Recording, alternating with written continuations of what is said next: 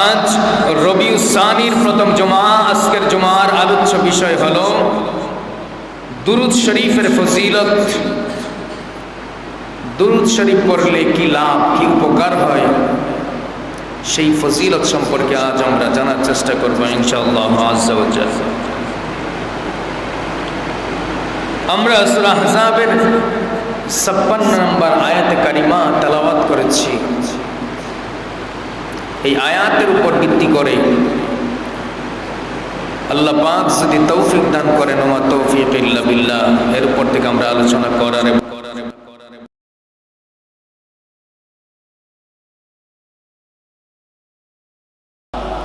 লা ইলাহা ইল্লাল্লাহ, লা ইলাহা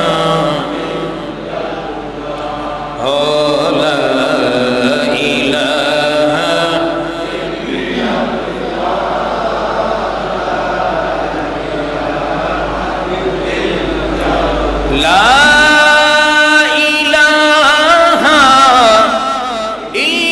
লা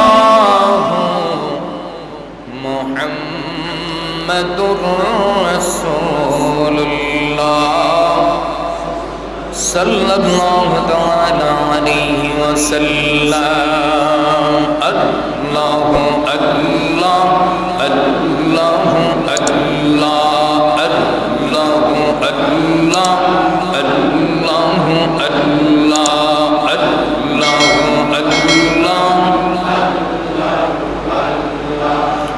আল্লাহু আল্লাহ আল্লাহু আল্লাহ আল্লাহু আল্লাহ আল্লাহু আল্লাহ। দাইনে আল্লাহ, বামে আল্লাহ, সামনে আল্লাহ, পিছনে আল্লাহ, আল্লাহু আল্লাহ আল্লাহু আল্লাহ আল্লাহু আল্লাহ আল্লাহু আল্লাহ। হায়াতের মালিক যেই আল্লাহ, মওতের মালিক সেই আল্লাহ।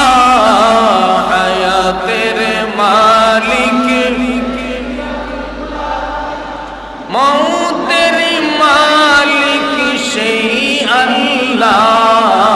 মন তুমি জপ সেই আল্লাহ। আল্লাহু আল্লাহ আল্লাহু আল্লাহ আল্লাহু আল্লাহ।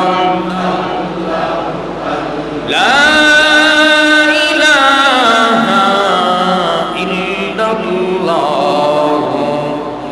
মুহাম্মাদুর রাসূলুল্লাহ সাল্লাল্লাহু তাআলা আলাইহি ওয়াসাল্লাম। আল্লাহ পাকের দরবারে অসংখ্য অগণিত শুকরিয়া জ্ঞাপন করছি। রব্বুল আলামিন মহিয়ান বরিয়ান আল্লাহ সুবহানাহু ওয়া তাআলা পবিত্র মাহে রবিউস সানির প্রথম জুমায় আমাদেরকে আল্লাহ পাকের ঘরে জুমার নামাজ আদায় করার জন্য আসার বসার তৌফিক দান করেছেন। সেই জন্য শুকরিয়া আদায় করি। সকলে জবান খুলে বলি আলহামদুলিল্লাহ। লক্ষ কোটি দরুদ ও সালাম নূরে মুজাসসাম হায়াতুন নবী, জিন্দা নবী, নূর নবী, গুনাহগার উম্মতের শাফাআতের কান্ডারি, রাহমাতুল লিল আলামিন নবীজির কদম মোবারকে আল্লাহ পাক যেন আমাদের পক্ষ থেকে দরুদ ও সালাম কবুল করেন, মঞ্জুর করেন। সকলে পড়ি আমিন। আজ রবিউস সানির প্রথম জুমা। আজকের জুমার আলোচ্য বিষয় হলো দুরুদ শরীফের ফজিলত। দুরুদ শরীফ পড়লে কি লাভ, কি উপকার হয়, সেই ফজিলত সম্পর্কে আজ আমরা জানার চেষ্টা করব ইনশাআল্লাহ আজ্জা ওয়া জাল্লা। আমরা সূরা আহজাবের 56 নম্বর আয়াতে কারিমা তেলাওয়াত করেছি। এই আয়াতের উপর ভিত্তি করে আল্লাহ পাক যদি তৌফিক দান করেন, ওয়া তৌফিক ইল্লা বিল্লাহ, এর উপর থেকে আমরা আলোচনা করার এবং শোনার চেষ্টা করব ইনশাআল্লাহ।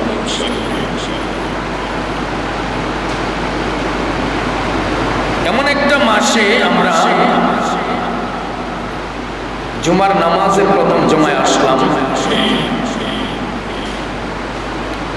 এই মাসটি স্মরণীয় একটি মাস, যিনি সমস্ত ওলিদের সরদার, সমস্ত ওলিদের মাতার তাজ, যার কদম সমস্ত ওলিদের কাঁধে রয়েছে, সেই সুলতানুল আউলিয়া, বাগদাদের বাদশাহ,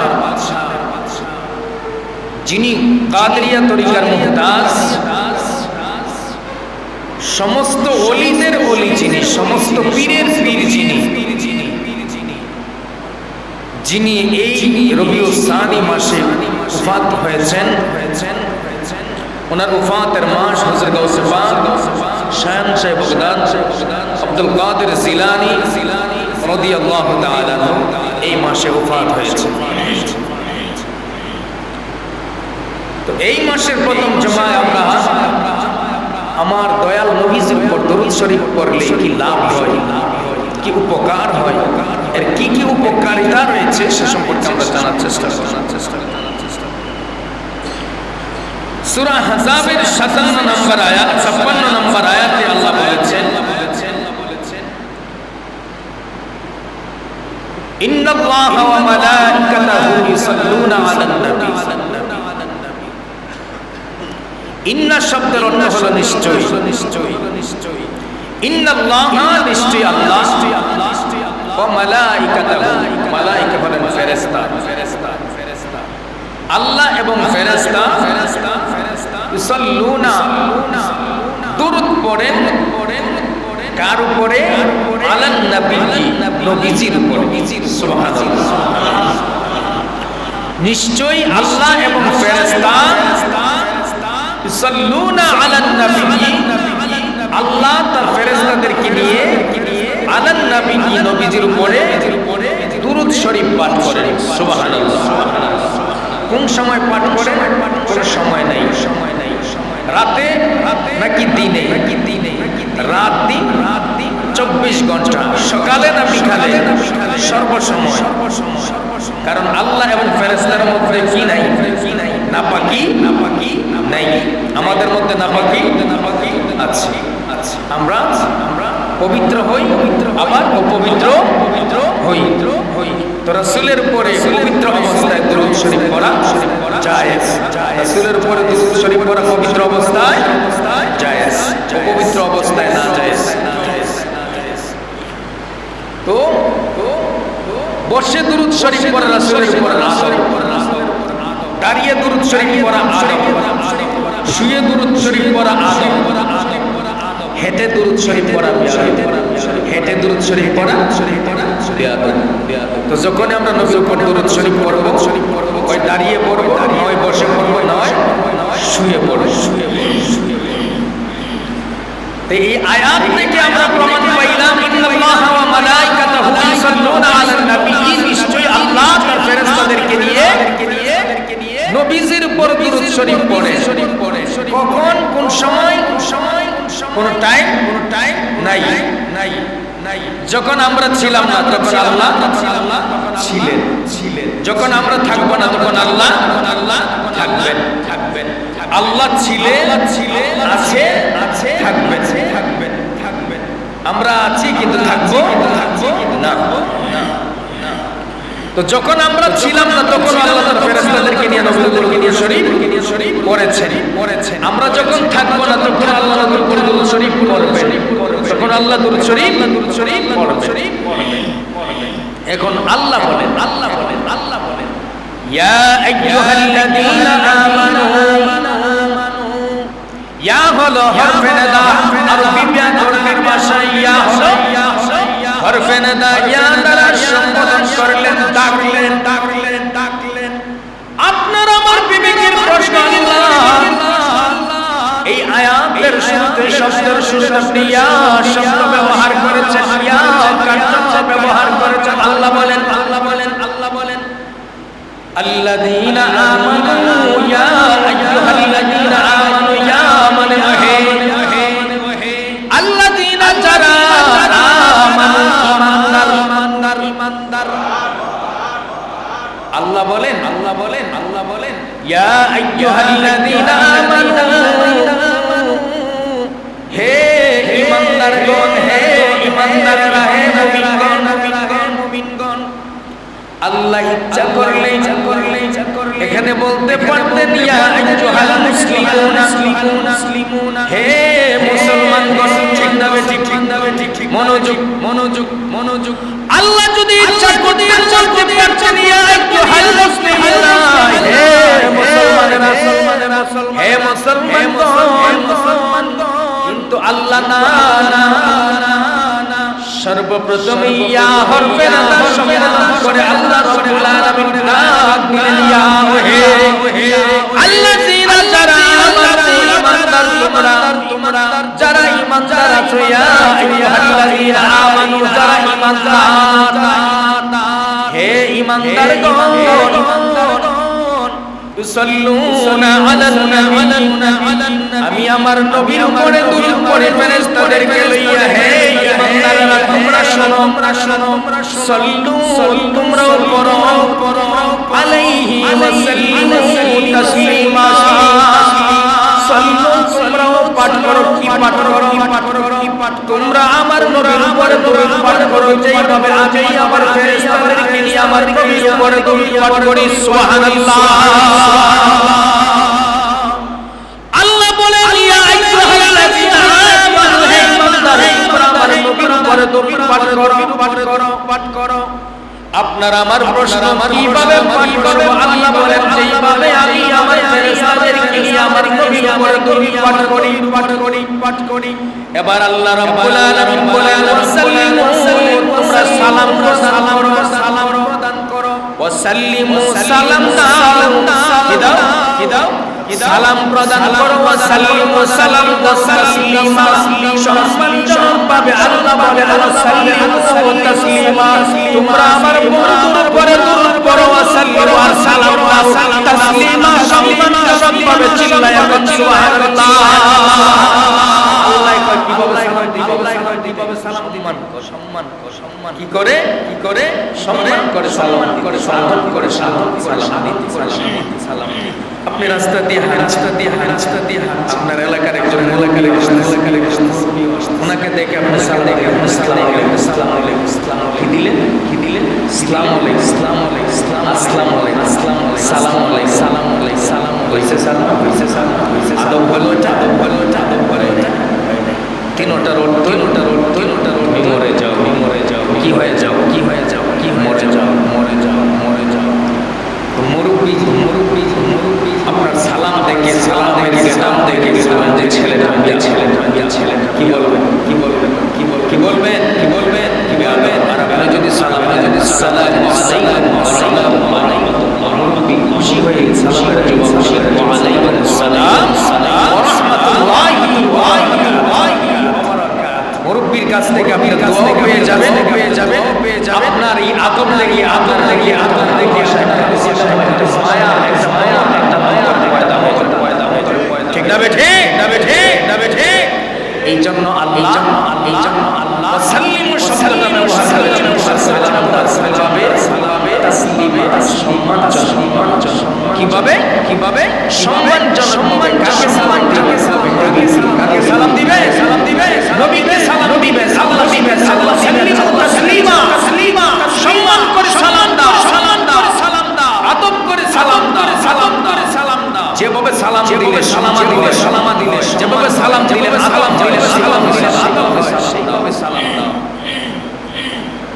বন্ধুগণ আমার আল্লাহ বললেন আমি আমার ফেরেশতাদেরকে নিয়ে আমার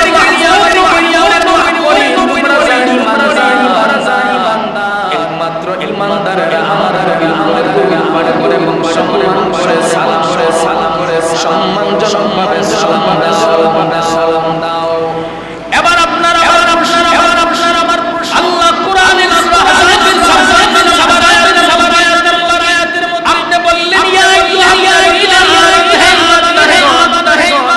আমানু ঠিক না ঠিক, ঠিক না ঠিক, ঠিক না ঠিক। ইমানদার আমরা কিভাবে চিনব? তিন শ্রেণীর মানুষ দুনিয়ার মধ্যে আছে। কয় শ্রেণীর মানুষ? কয় শ্রেণীর? বলেন কয় শ্রেণীর মানুষ? শুধু নামাজ পড়লে নামাজের নাম ইমান, নামাজের নাম ইমান, রোজার নাম ইমান, যাকাতের নাম ইমান, দাড়ির নাম ইমান, দাড়ির নাম ইমান, পাগড়ির নাম ইমান, পাগড়ির নাম ইমান নয়। এবার ইমান দেশের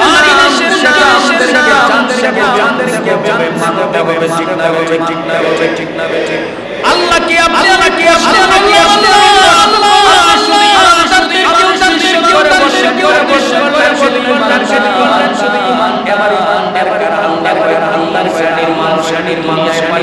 পাঠিয়েছে। এক নাম্বার হলো মুমিন, ইমানদার। এক নাম্বার হলো এদের পরিচয়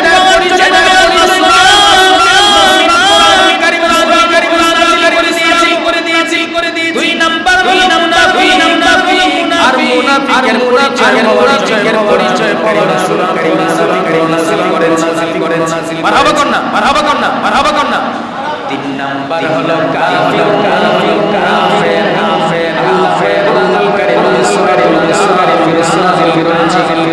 এই তিনটা সূরা নাযিল করে দিয়েছি। তিন শ্রেণীর মানুষের পরিচয় করে দিয়েছি। আমার আল্লাহ রাব্বুল আলামিন ইচ্ছা করলে বলতে পারতেন আল্লাহ কেন বলেন মুসলমানের ভিতর আছে। কথা কয় না। মুসলমানের ভিতর আছে। হুজুর এখন নাই, আরো বেশি। কারণ আমার নবীর জামানায় নামাজ পড়েছে। আমার নবীর জামানায় আমার নবী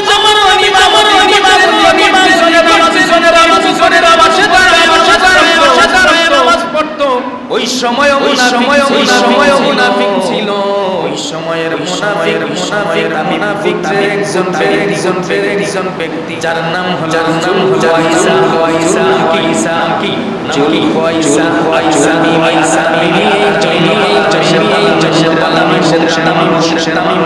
মানুষ। ওই যতগুলি মুনাফিক ছিল 360 জন মুনাফিক, 360 বুজুর্গ ছিল। ওই মে আপনি আমি কি বুজুর্গ?